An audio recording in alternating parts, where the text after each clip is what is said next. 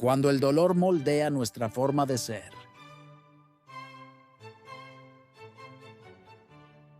No permitas que el dolor invisible siga definiendo quién eres. Puedes transformarlo en una fuerza que abra las puertas al cambio.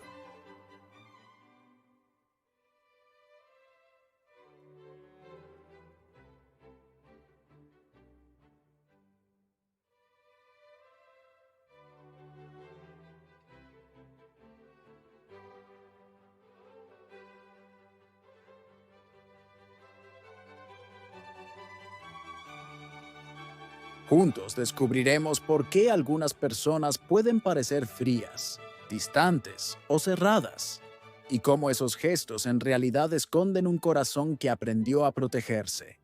También veremos cómo ese dolor oculto puede transformarse en un paso hacia la libertad y la sanación. La máscara que protege pero que a veces encierra.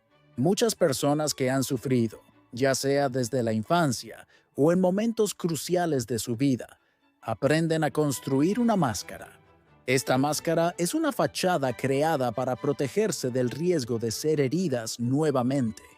A simple vista puede parecer fuerte, segura, incluso impenetrable, pero en realidad es una protección delicada y vulnerable. Su función es esconder esas partes frágiles que temen el rechazo o el juicio. El problema surge cuando esa máscara se convierte en la identidad principal. En ese momento, deja de ser un instrumento y se vuelve una prisión invisible que limita la posibilidad de ser auténticos. Quienes viven así suelen sentirse solos, incluso rodeados de gente, porque su verdadero yo está oculto tras un velo de miedo.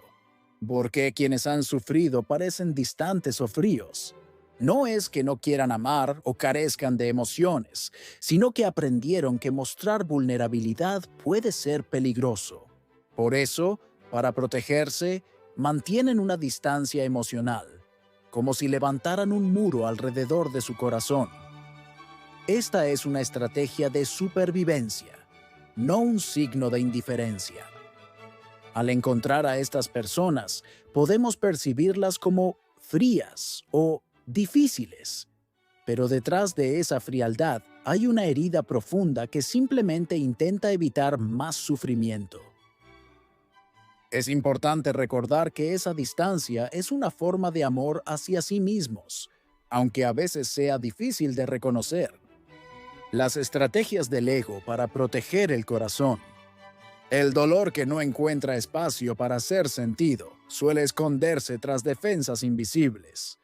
Estas defensas son mecanismos que la mente crea para cuidarnos. Pueden manifestarse como sonrisas forzadas, respuestas neutras, palabras automáticas y actitudes de cierre. Si estas estrategias se vuelven rígidas y demasiado frecuentes, pueden alejarnos de los demás y también de nosotros mismos. La mente quiere mantener el dolor lejos, pero a la vez puede aislar nuestra capacidad de conectar, como si construyéramos un muro demasiado alto. Protege, pero también separa. Cuando la sensibilidad se vuelve un desafío, quienes han experimentado mucho dolor suelen desarrollar una sensibilidad profunda, la habilidad de captar las emociones ajenas con gran intensidad. Esto es un don, pero puede convertirse en carga si no se establecen límites saludables.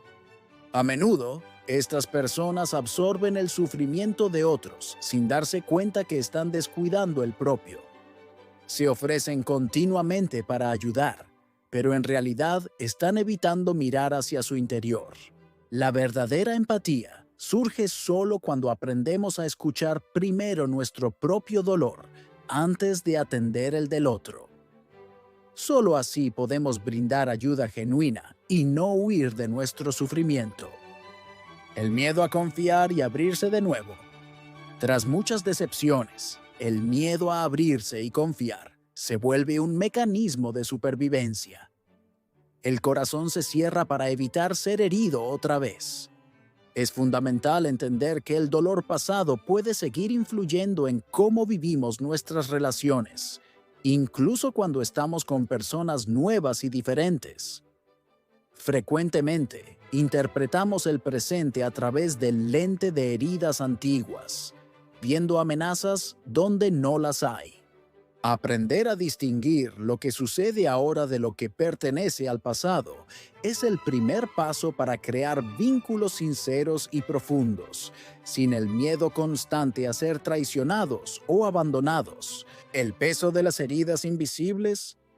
Existen heridas que no se ven, pero que caminan con nosotros y afectan nuestros pensamientos, emociones y comportamientos. Son cicatrices profundas que aún no han sanado. No se trata de quedarse atrapados en el dolor, sino de reconocer que ciertas experiencias dejaron una marca imborrable.